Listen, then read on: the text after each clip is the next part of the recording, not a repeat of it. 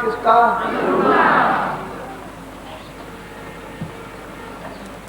जय गुरुदेव नाम किसका?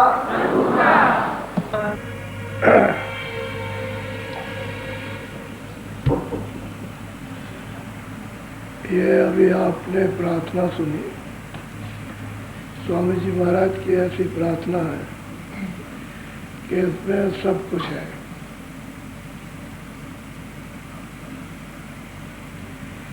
इसको सबको एक एक शब्द अमल में लेना चाहिए, विचार करना चाहिए। और असली विचार यह है कि जगत को देखो कि जिसके लिए चिल्लाते हो और रोते हो, विलाप करते हो, तड़पते हो,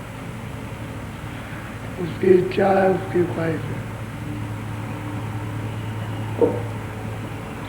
और अपना समझते हो, वो सब माल दूसरे का है और आपके हाथ से निकल जाएगा। शरीर भी चला जाएगा, सामान भी चल जाएगा। ये भी माल आपका नहीं है, मनुष्य शरीर, और जो सामान है जो इसने जमा किया है वो भी इसका। लेकिन किस तरह से उसके लिए लोग तड़पते हैं। तो ये जगत है और सार चीज़ों के लिए रात मेहनत करते हो और सार उसके लिए आप जरा भी मेहनत की, जब सब सुख मिल जाए, सब आनंद मिल जाए, आपका छुटकारा हो जाए, अपने आराम के घर में, निश्चित के घर में पहुंच जाओ। परदेश में तो 24 घंटे चारों तरफ से रौंद लगी है, ये आ रहा, वो आ रहा, वो आ रहा, वो मार देगा, ये कर देगा, वो कर देगा, लूट लेगा। हर वक्त चलते फिरते, उठते बैठते, सोते बोलते चालते, हर वक्त। अब एक क्लेश ही क्लेश है और फिर भी आप इन चीज़ों में जाते। तो गुरु महाराज ने ऐसी प्रार्थना लिखी है कि भाई गुरु ने जो नाम दिया है ऊपर जाने का, घर में पहुंचने का, उसको तो भजो, उसी नाम से सुख मिलेगा। अब वो नाम अगर तुम दरवाजे पर बैठ करके नहीं बजोगे, नहीं सुनोगे, नहीं पकड़ोगे, तो छुटकारा कैसे होगा? ये जगत की चीज़ों में लिपट जाओगे तो इसमें तो न कभी छुटकारा होगा। यही जीव चेतन घाट पे आया, फिर जड़ में चला जाए। फिर आप भूत भविष्य वर्तमान बुद्धि आपके पास नहीं रहेगी। बस यह है क्लेश जो सामने आएंगे, उससे रोते रहोगे, उपाय नहीं कर सकते। तो नर शरीर है आपको बता, और उसमें हर महात्मा आपको ये यादगार करा रहे कि भाई तुम अब मनुष्य शरीर पाया है तो अब की बात तुम भजन कर लो, उसी से सुख और आराम मिल जाएगा। और इन चीज़ों से सुख आराम किसी से नहीं मिला। और रोज देखते हो व्यवहार बर्ताव में आप आ रहे हो, रोज देख रहे हो क्या कैसा झंझट है। एक सुख चैन अमन क्षण भर को रही है। अब गोस्वामी महाराज अपनी बात, अपना अभ्यास गुरु महाराज से प्राप्त कर लिया, तो अपनी बात प्रेमियों को सुना रहे। जब सुना रहे हैं जो कहे को पार कर दिया, और लोगों को बता रहे कि भाई तुमसे करा रहे हैं, तुमसे भजन करा रहे, तुमको रास्ता बता रहे, सूरत को नाम से जोड़ रहे हैं, तो हमने भी तो वैसे ही जोड़ा, हमने भी तो भजन किया था। ऐसा तो नहीं था कि हम बगैर भजन के और बगैर महापुरुष गुरु की कृपा के कुछ हो गया। उनकी पूरी दया, संपूर्ण दया हुई और हम उनके हो गए। हमने सब कुछ अपना जो कुछ भी था सब समर्पण कर दिया, तो उनकी कृपा हो गई। तो अपना वो जो निज नेत्र है, अपनी आँख से अंदर घाट पर बैठ के जो प्राप्त कर रहे, जो देख रहे, उसको लोगों को बताते, ताकि लोग ये हताश न हो जाए कि इन्होंने तो कुछ किया नहीं होगा, इनके ऊपर तो ऐसे ही दया हो गई होगी और हमसे कराते हैं। तो उन्होंने कहा नहीं, ऐसा नहीं है, हमको भी करना पड़ा, दया लेनी पड़ी हाथ पर, और हमको भी करना पड़ा, उसी के साथ दया मिलती गई और चलते गए, दया मिलती गई, चलते गए, करते गए। ऐसे ही तुमसे ऐसे नहीं कि तुम भजन करो और हम ना करें, कहते हैं हम अब भी करते हैं और जब भी भजन किया, अब भी करते रहते हैं और जब भी किया, यानी पूरा होने पर भी अब भी करते हैं और जब भी करते हो तुमसे भी कराना चाहते, तुम भी करो। तो प्रेमी जन कभी कभी ऐसा सोचते हैं कि इन्होंने नहीं किया होगा, हमसे मेहनत करा रहे हैं। ऐसा नहीं, सबको मेहनत करनी और अंतिम समय तक मेहनत करनी। जिस दिन श्वास जाएगा उसी दिन करना, तब तक मेहनत करनी। इसलिए कि और जीवों का जो बोझा आएगा उसको भी तो ढोना पड़ेगा, तो रोज साफ करना, तो भजन करेंगे तो साफ होगा। ऐसे ही बैठे रहे तो लग जाएगा, कुछ नहीं करेंगे, ना आँख से देखे ना कान से सुने, तो बोझा लग जाएगा, तो तुम्हारी जैसे वो हो जाएगा, फिर पार क्या कर सकते हैं।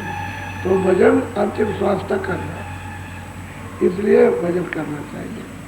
तो गुरु महाराज ने जो प्रार्थना आपके सामने सुनाई, ये गुरु महाराज की है और उसमें सब कुछ लिखा। कहते हैं गुरु से महर दया देकर और त्रिकुटी धाम क्यों कहा कि चलो, वहाँ ब्रह्म विराजमान है और वो कारण लोक है। वहीं से सूरज को जब उतारा गया तो कपड़ा पहना दिया। तो कहते हैं वहाँ तुम चलो और वहाँ पर त्रिकुटी धाम में वहाँ चलो तो तुम्हारा कपड़ा उतर जाए। जब कपड़ा तुम कारण उतार दोगे तब फिर कहते हैं, और कहते हैं फिर क्या है भाई, कर्मों को नाश कर दो, इनको खत्म करो। जब कर्म नाश हो गए तो मिलाप सत्पुरुष से सतलोक में होगा। कर्म बीज नाश होना चाहिए, और जब तक त्रिकुटी में पहुँच के कर्म बीज किसी का नाश नहीं होता है तो फिर आगे नहीं जा सकता, वही का वही नीचे रहेगा और नीचे लौट आएगा, ऊपर नहीं जा सकता। कर्म बीज होने पर ही, नाश होने पर ही जाएगा। तो त्रिकुटी में कर्म बीज है जीवों के, सब जीवों के वही रखे हुए। कपड़ा है उसको उतारना है, उसको हटा देना है। सूरत शब्द से मेला कर ले, सब में मिल जाए तो कपड़ा उतर गया। तब कहते हैं कि गुरु की कृपा, तब गुरु मिले सतनाम सतपुरुष सतलोक, तो वो तो नीचे आते नहीं है, तो वही है अपने धाम में है, वहीं से रचना का विस्तार किया है और वहीं से आपको सबको भेजा, और वहीं रहते हैं। जो जाना चाहे वो जा सकता है, किनके जरिए, किनकी कृपा से, जो वहाँ से यहाँ आते हैं वो ले जाए। अब वो सुना रहे हैं, उसको जरा सुनिए। काशी में बैठ के सबको उपदेश कर रहे हैं, अपना भी बता रहे हैं कि भाई हमने ये किया, ताकि लोग ये समझे कि इन्होंने कैसे देखा, कैसे सुना, कैसे चढ़े, किसको पाया, किसके पास पहुँचे, ये सब तो सुनने वालों को सुना रहे। बोलो।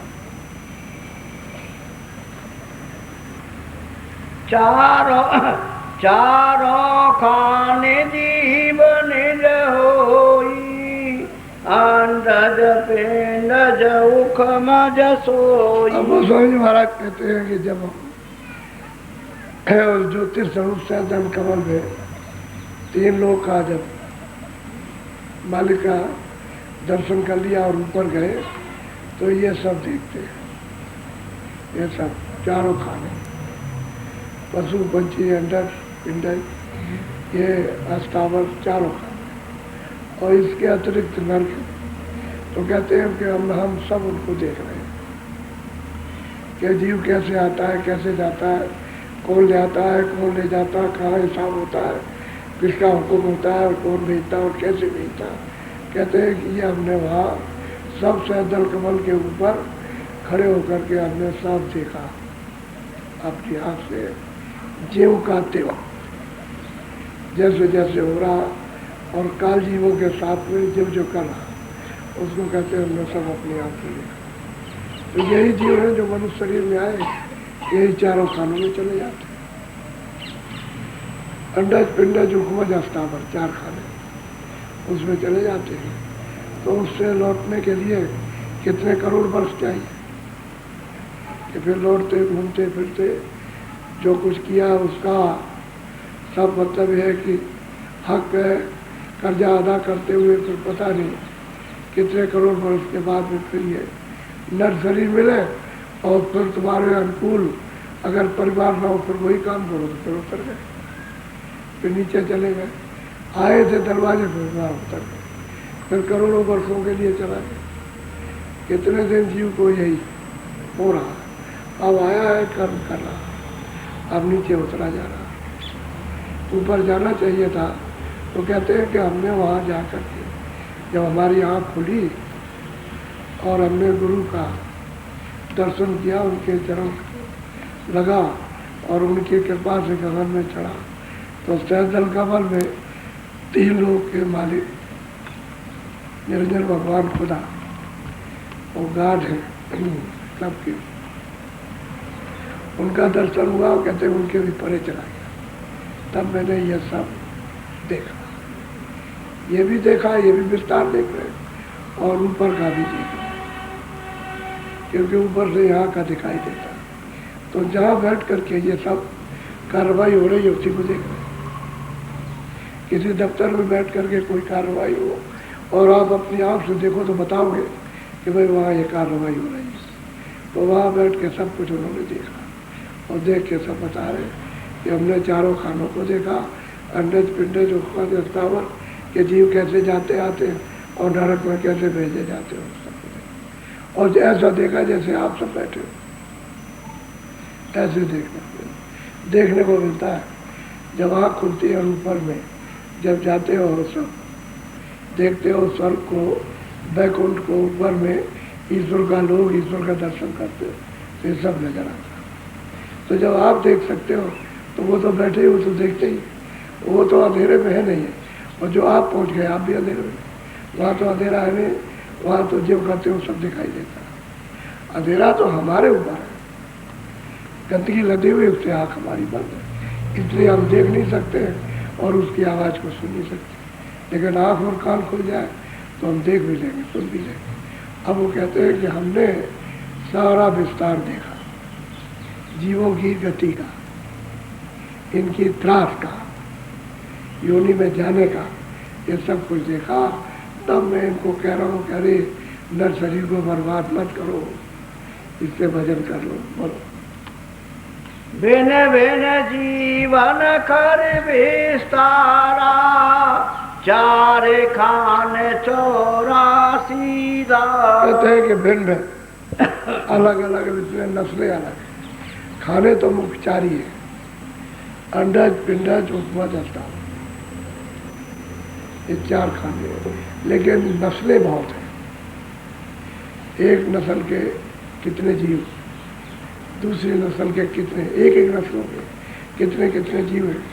तो कहते हैं कि ये हमने सब 4 खाने और जो जीवों की नस्लें हैं 84 नस्लें, कहते हैं उनको सबको हमने देखा, किस किस तरह से किस नस्ल में जीवों को प्रवेश किया जाता है, बंद किया जाता है, वो हमने सब क्यों खाते हुए देखा। बोलो।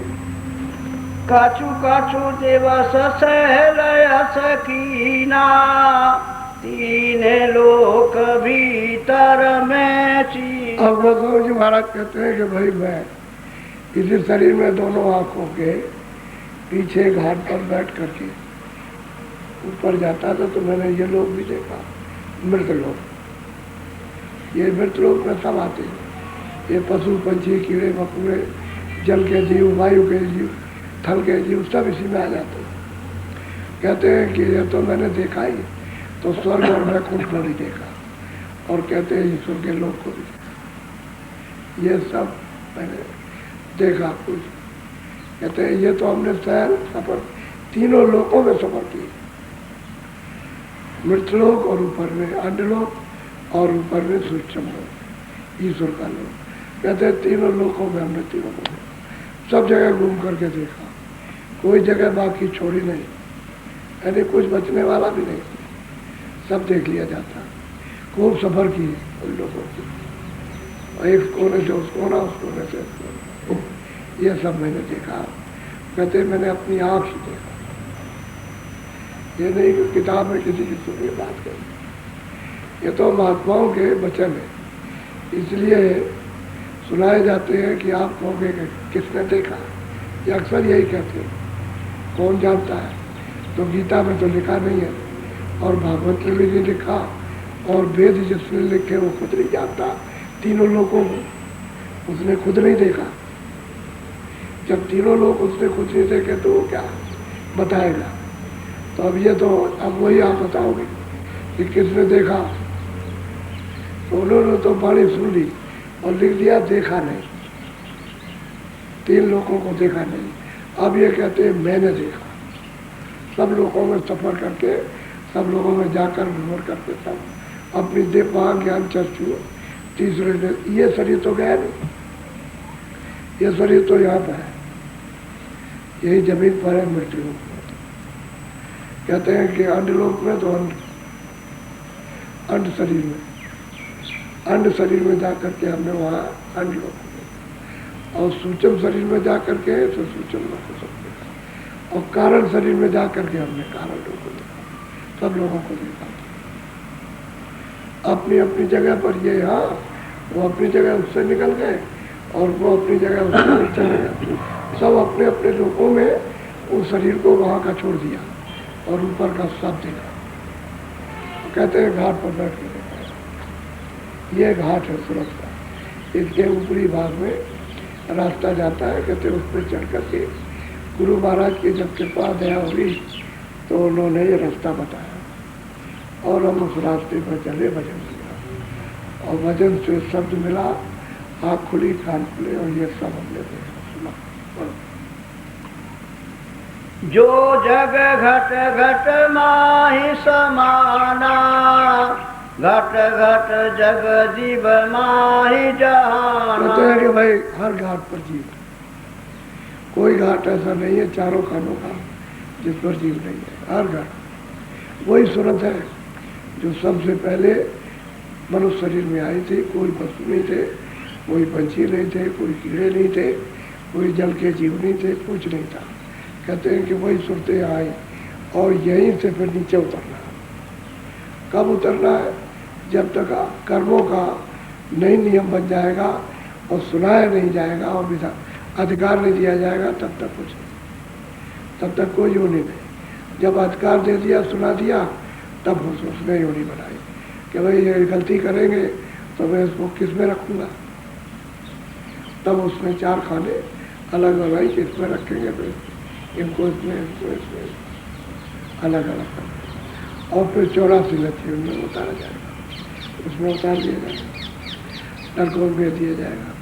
तो कहते हैं कि सब जगह वही जीव जो आए वही सब जगह, हर घाट पर, हर घाट में। मैं घाट तो सबका एक ही है, पशुओं पंछियों।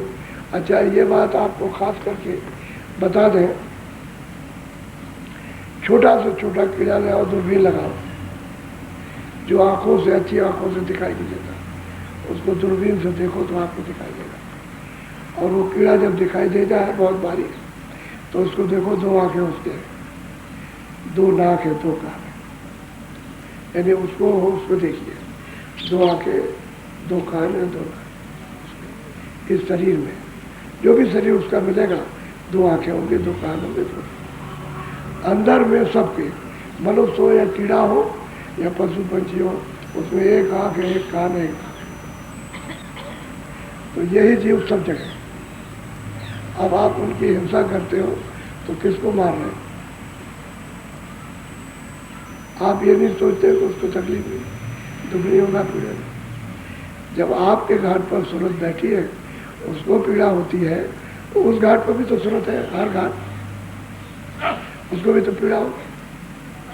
आप कह देते हो कि हमको दर्द है, दवा दे दो, वो नहीं मान सकता, समझ गए, वो कुछ नहीं कह सकता, तो उसको तकलीफ तो उतनी है। कह नहीं सकता, इसलिए तुमको उसका क्या।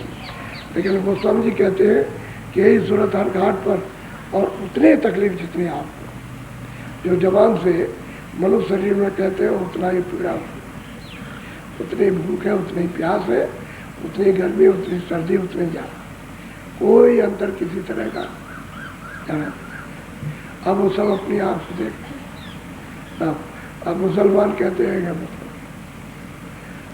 कहा तो उन्होंने कि अब लोगों पर ध्यान रहम करो, लेकिन वो रहम कहाँ करते हैं, जो भी मिल जाता है उसी को काट देते। इधर रहम है, रहम नाम की तो उनके दिल में कोई चीज ही नहीं, रहम नाम की तो बात ही नहीं कुछ। वो कहते हैं कि हमारी किताबों में नहीं, रहम लिखा है कि रूहों पर रहम करो, तो ये क्या करते हो, हलाक करते हो। रहम कहाँ हुआ, ये तो रूहों को जुल्म कर रहे हैं। तो खुदा की जो रूह है उस पर आप रहम नहीं करते हो, तो आप क्या खुदा को पाओगे, क्या खुदा की इबादत करोगे, या खुदा की क्या याद करोगे, भगवान का क्या भजन करोगे, जब तुम जीवों को नहीं समझते। यही जीव सब घाट पर, यही सोचते सब घाट पर बैठे, सब घाटों पर। बोलो ऐसे कई दिन बीते सिराने। अब गोस्वामी जी महाराज कहते हैं कि देखते देखते बहुत समय लग गया। वहां घूमिए तो मालूम होता है कि करोड़ों वर्ष हो गए। यहाँ का कुछ नहीं, मुझे यहाँ के दिन और वर्ष में वहाँ घूमने से कि हम करोड़ों वर्षों से घूम रहे हैं, ऐसा मालूम होता है। कहते हैं देखते समझते देखते और सब चीज़ जानते हैं, कहते हैं बहुत, कहते हैं कि समय बीत गया बहुत, जैसे कल्प का कल्प बीत गया, ऐसा मालूम होता है। बोलो एक दिवस गई अधर ठिकाना। अब गोस्वामी जी महाराज कहते हैं कि भाई ये तो सब देख लिया, सब समझ लिया, अच्छी तरह से 3 लोगों को पहचान लिया, लेकिन ऊपर से जो आवाज़ आ रही है, जब उसको सुना तो उसमें बड़ी कशिश थी, खींचने का बड़ा आकर्षण था, तो उधर खिंच गई। तो कहते हैं कि ऊपर की तरफ चली गई, चढ़ती हुई। अब शब्द के द्वारा जब चढ़ती है तो ये नहीं पता चलेगा कितने करोड़ों वर्ष, करोड़ों योजन ऊपर चढ़ गई। कहते हैं कई आधार में, तो सबका आधार है उस तरफ, उधर बोलो परदादू सरफोड़ उड़ानी, सोरत सुहागिन वही अगवा। वो कहते हैं कि पर्दा दूसरा, पहला पर्दा सहजल कमल जिस पर निरंजन भगवान बैठे, दूसरा पर्दा है त्रिकुटी जिस पर ओम बैठे हुए। कहते हैं दोनों पर्दों के पार, यानी कई ऊपर उधर। और कहते हैं सूरज को क्या होगा कि सुहाग मिलेगा, क्योंकि मानसरोवर में जब इन दोनों पर्दों से, स्थानों से निकल के ऊपर चली जाएगी, तो जब ऊपर आधार में उड़ेगी, ऊपर जब जाएगी तो पहले मानसरोवर में स्नान करता है, तब उसको सुहाग मिलता है। सुहाग तो तब उसको मिलेगा जब उसमें स्नान करेगी। सब सुरतें जो जाती हैं वो स्नान करती हैं, और जो सुरतें वहाँ रहती हैं वो तो अंश रूप में वहाँ रहती हैं। जैसा उनका रूप है उसी सूरत का जाके उसी का रूप हो जाता है। जो 2 आंखों के पीछे बैठी है उतना ही तेज जो उनमें तेज है, यानी उतना ही प्रकाश, उतनी ही शक्ति, उतना ही उसके अंदर आनंद, जितना वहाँ की सूरतों में उतना ही उसका भी हो जाता है। मानसरोवर में स्नान किया तो सूरत को अब सुहाग मिलेगा। सुहाग मतलब है पहले से तैयारी होती है कि भाई सुहाग होगा, सुहागिन होगी, सुहाग होगी, पति मिल जाएगा। पता है शादी विवाह होगा तो सिंदूर लगेगा, सुहाग लगेगा। तो यहाँ तो मतलब ये है कि ये बना लिया कि सुहाग, वहाँ दूसरा सुहाग होता है। तो बड़ा मतलब ये बहुत झुंड, अरबों खरबों से भी ज़्यादा सुरतों का झुंड। ऐसा मतलब यह है कि कितना, मतलब यह है कि उसकी सजावट, कितने फाटक, कितने उसके श्रृंगार, सूरत के सब सुरतों से होता श्रृंगार, सुरतों का ही श्रृंगार होता। गले में भी माला तो सुरतों की, तब रूहों का ही खेल है। वहाँ मिट्टी फिट्टी तो है नहीं, पानी आने तो है नहीं है, या कोई पेड़ पालो, सब सुरतों का ही खेल है। तो फिर तो वो तो है अद्भुत और अर्वचनीय दृश्य है, क्योंकि सूरत को स्वाग मिलेगा। सूरो स्वागन, अब स्वाग लेने के लिए भाई अलगानी इन्हें तीनों लोगों के परे चली गई, इन्हें दोनों अवतारों से पार निकल, एक तो सैदल कमल से, और एक मतलब यह है कि त्रिकुटी स्थान से उधर गई मतलब, और फिर उसने स्नान किया। अब वो जब गई है तो देख रही है, वो कहती है कि मैं जब उधर गई तो मैंने ये सब देखा, सब देखा। अब हंसों में बैठेगी, हंसों में खेल कूद करेगी, तो वो भी वो बताएगी कि मैं हंसों के साथ खेल कूद किया और मैं मिली, उनसे प्रेम लिया, प्रेम दिया। ये सब कितने गले मिलते हैं, कितना प्रेम और प्यार होता है, क्योंकि वहाँ तो निर्मल प्रेम है, वहाँ स्वार्थ का तो कुछ नहीं, वहाँ तो खजाना वैसे ही भरा हुआ है, वहाँ तो सुरतों का जो धन है वो तो खजाना भरा हुआ है, वो तो आनंद ही आनंद। बोलो। शब्द सिंध में जाई सी रानी, अगम द्वार खिड़की नियरा। अब गोस्वामी जी महाराज कहते हैं कि भाई जब स्नान कर लिया और 10वें द्वार में पिया पार ढूंढ दर्शन हो गए और आगे मां त्रिवेणी संगम में, तो वहां से अगम घर से धारा आ रही है, जो वहां आकर सीधी पड़ती है। अगर उस शक्ति को, उस प्रकाश को, उस शब्द को, उस आनंद को वहाँ नहीं बर्दाश्त करेगी तो ऊपर के मैदानों में, ऊपर की रचना में टिक नहीं सकती। इसलिए मालिक ने बर्दाश्त करने के लिए मुकाम कर रखे, धारा के कर रखे, कि ताकि यहाँ सुनते बर्दाश्त प्रकाश भी कर लें, शब्द को भी कर लें, और जो आनंद उसको भी, जो चीज़ है उसको सबको बर्दाश्त कर लें, तब उस धारा के साथ चढ़े। तो फिर कहते हैं कि फिर वो अगम घर का उधर से संदेश आने लगता है।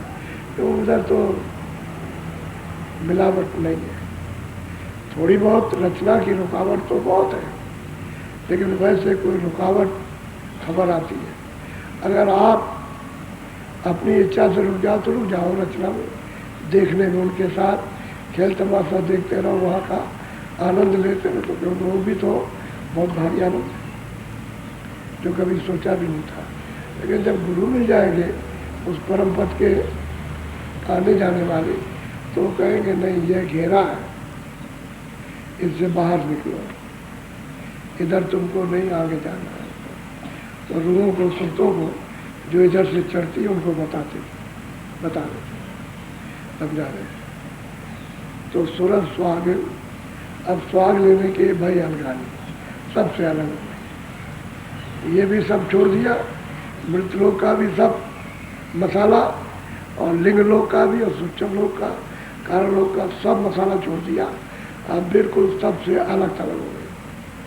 अब वो शब्द के साथ जब मिली तो उसको सुहाग मिलेगा। स्नान करेंगे तो सुहाग मिल जाएगा, नहाएंगे अच्छी तरह।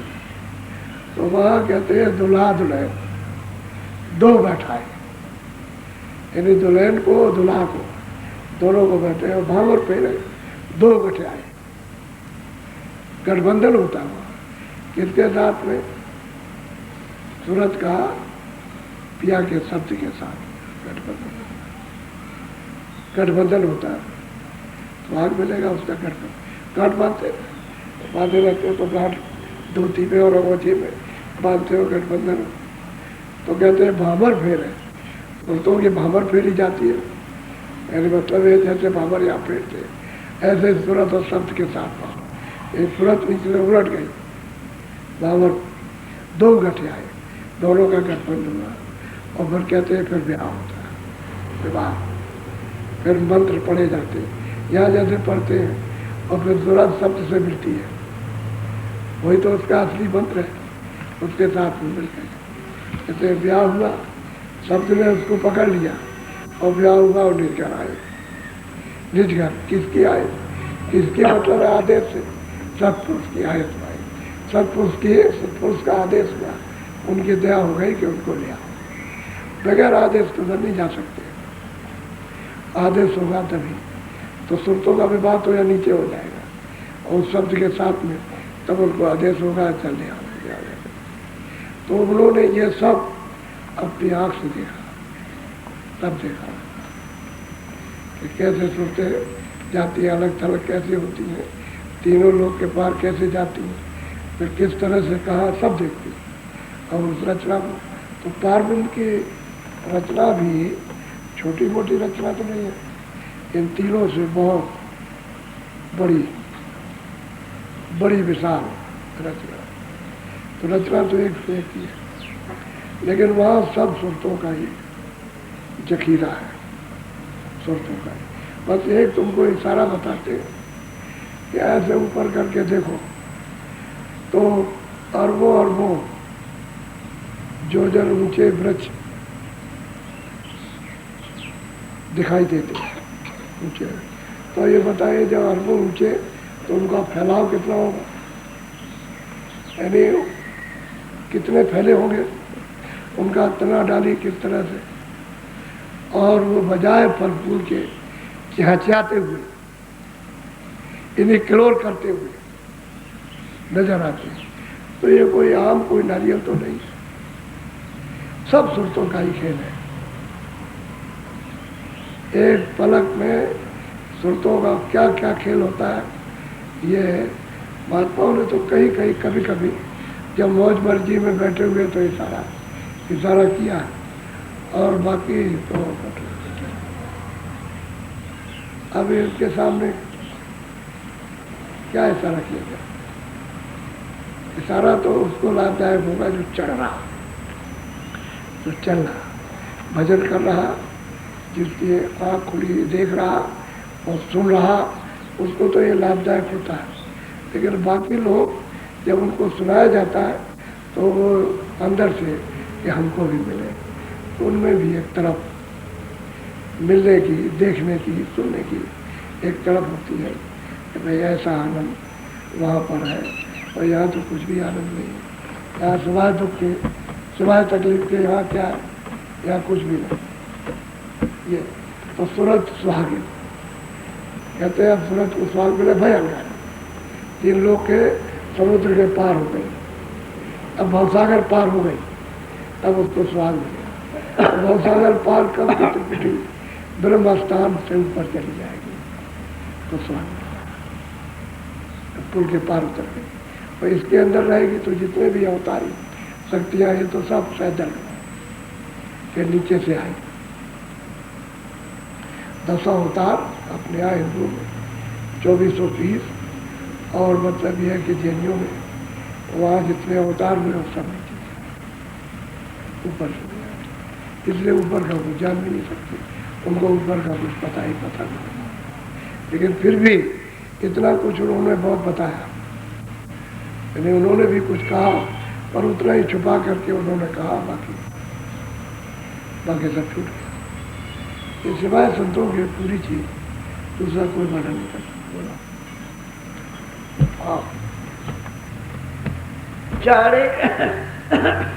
चढ़ गई सूरत अगम ठिकाना, ये लखने ना पुरुष पुराना। अब वो कहते हैं शब्द के साथ जुड़ करके, शब्द को पकड़ कर जब आदेश मिल गया तो चढ़ गई पूरा, और आंखों से देखती जाती है तो अपना पुराना पुरुष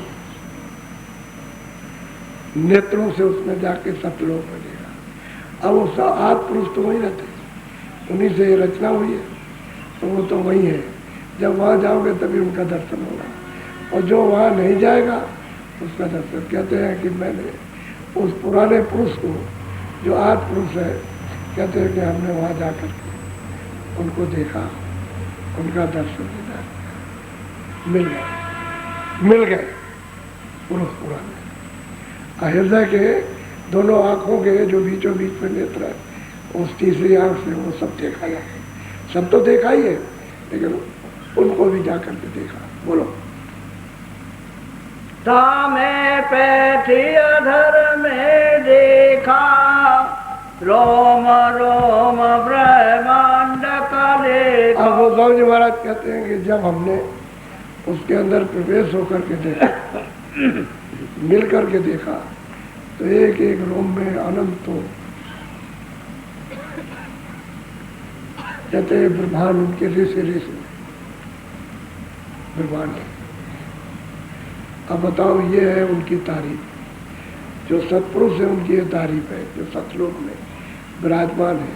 और वो भी गोस्वामी जी महाराज ने खाली इशारा किया है, यानी है तो इससे भी बहुत बहुत ज़्यादा, लेकिन अब इशारा इतने इशारे में आएगा और इशारे में वहाँ कहा नहीं सकता। तो उन्होंने साथ, तो हमने जा करके उसमें देखा, वहाँ मिल करके, तो एक एक रोम के रेसे रेसे में कितने कितने अनंत ब्रह्मांड है समाये हुए। तो फिर बताओ उसकी एक किरण में कितना होगा जब रेसे रेसे में गया। बोलो। आंधयाने कयांत कछुनाई, पिंड ब्रह्मांड देखिए मां। कहते हैं कि भाई इसका कोई अंत नहीं है। हमने पिंड को, इसको भी देखा, क्योंकि ये पिंड है शरीर, इसको भी सब देखा, और ब्रह्मांड, ईश्वर ब्रह्म और पार ब्रह्मांड कहते हैं, उसको भी सब देखा। और ये सब कहाँ से देखा? कहते हैं अपने ये अंदर की आँख से, तीसरी आँख ज्ञान चक्षु से हमने ये सब देखा। वहाँ बैठ करके, यानी पहुँच करके, बैठना कहते हैं पहुँचना, पहुँच करके हमने सब देखा अपनी आँख से। बोलो। जहाँ सत्य गुरु पूरन पदवासी। कहते हैं कि यह सदगुरु पदवासी है, पूर्ण पदवासी, कि सदगुरु धाम है। कहते हैं हमने वहाँ देखा पूर्ण, उसमें कोई कभी नहीं किसी तरह नहीं, पूर्ण पदवासी, अपने पद के पूर्ण पद में।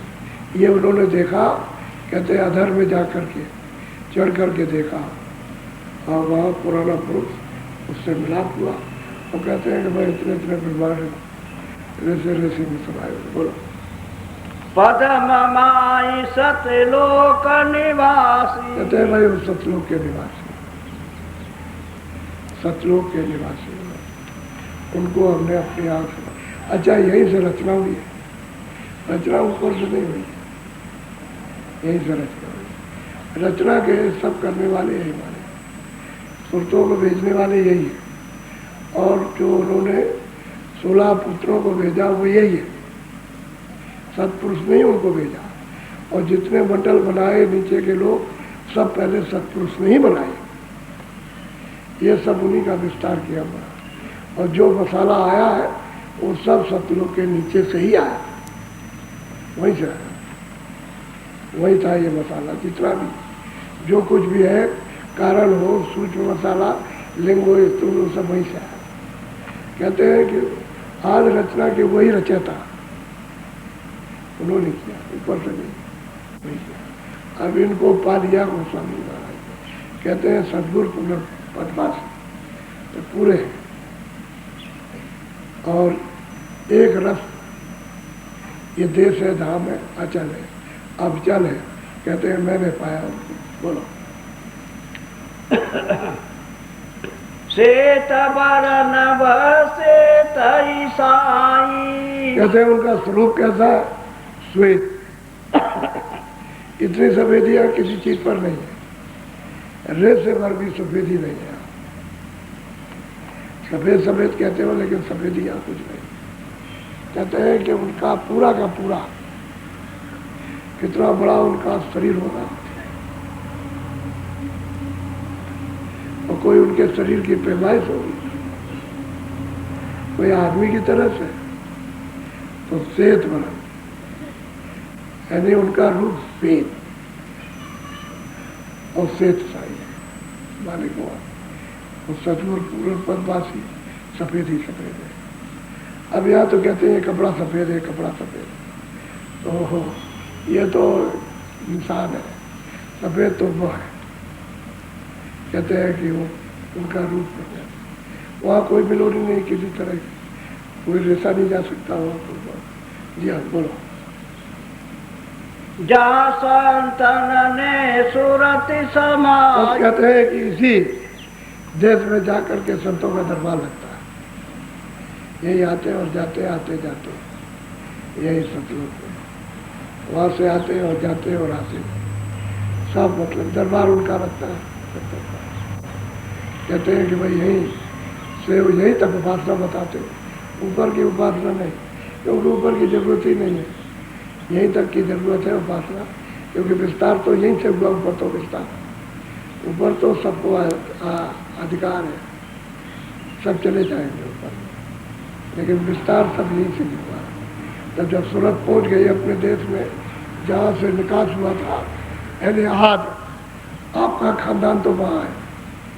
असली संतों का तो आपका मतलब ये रिश्ता नाता वहाँ का, आपके सब मतलब है कि जात के पुर में गए तो सब वहाँ रहती है, तो यहाँ तो है नहीं, इसलिए यहाँ किसी से मेल नहीं हो पाता।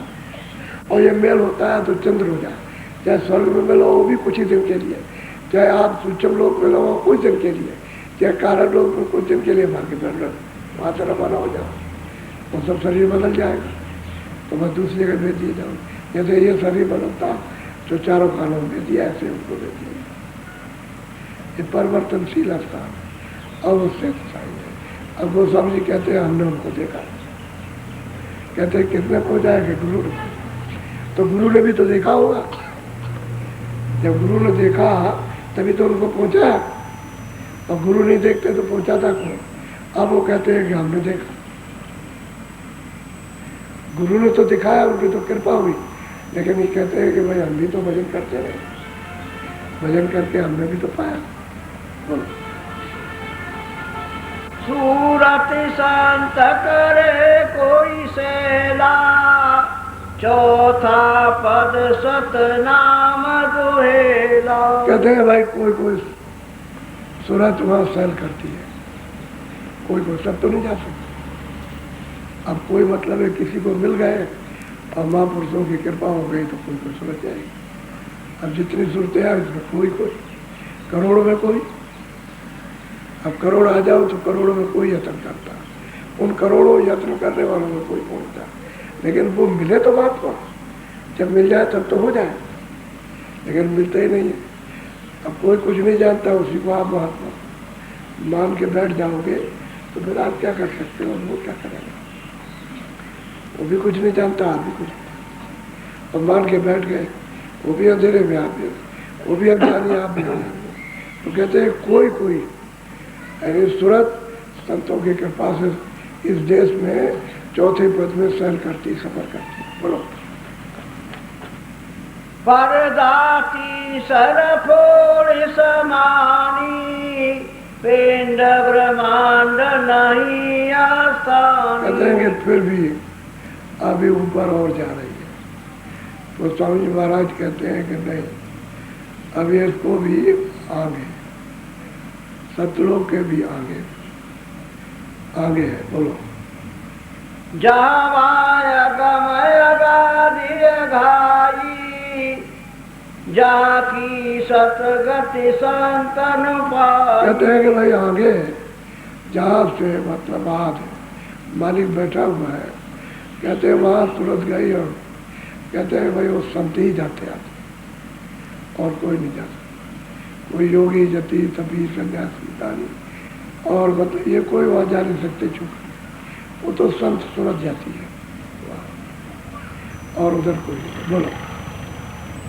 मऊ पुण्य चीन लीन वह धामा, बरनी न जाई अगमपुर ठाम। कहते हैं कि मैंने भी, कहते हैं कि वो धाम छीन लिया, एक तो सतगुर पद छीना, उसके ऊपर में अलग, उसके ऊपर अलग, तब कहते हैं वो अनामी धाम है।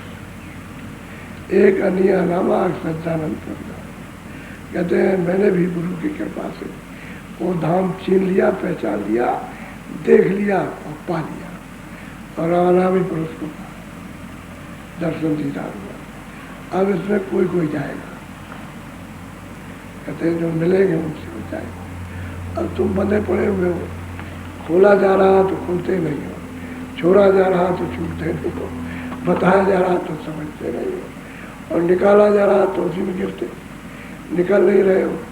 तो कितने झुके तुम्हारे ऊपर कर्मों के हक से उसके पड़े हुए हैं।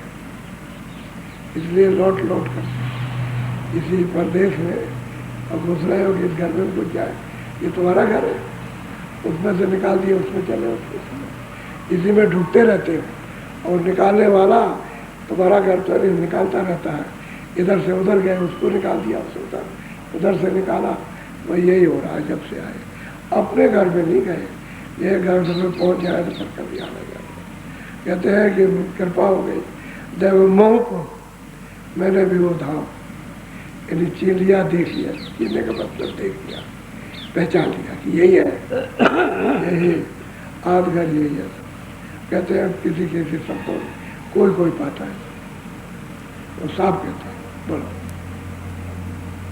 निनामी व स्वामी अनामी, कहते हैं वो निनामी है, अनामी निनामी, उसका कोई नाम नहीं, उसका कोई रूप नहीं, उसका कोई धाम नहीं, न उसकी धाम की कोई पैमाइश है और न ऊंचाई न निचाई है, कितना बड़ा कितना चौड़ा कितना ही है, उनका ये क्या वो निनामी, उसके रूप का भी कोई वर्णन नहीं होता।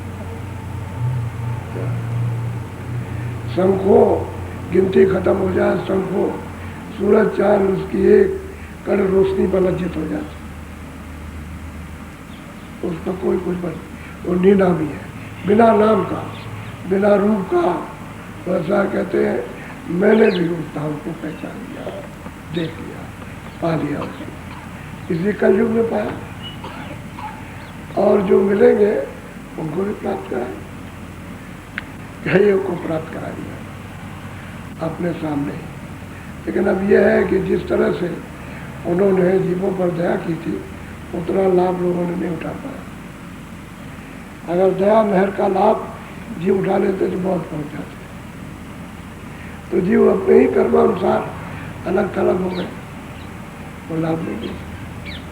अब जो कुछ समझ से पहुंच गया और जिसने कुछ समझ लिया उसको तो लाभ हो गया, वो तो निकल गया, बाकी तो समय से।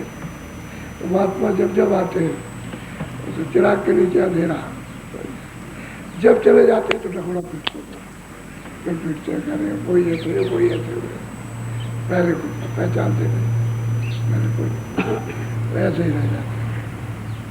तो कहते हैं कि मैंने भी उस धाम को, उस मालिक को जिसने ये सब कुछ, तो उसी से अगम, उसी से अलग, उसी से सत्पुरुष, ये तीनों देश एक रस, समझ गए, एक स्थिर, एक उन्होंने स्थापित निर्मल, उसमें कुछ नहीं। और जो रचना हुई है वो सब सतलोक से हुई, उसके मालिक सत्पुरुष,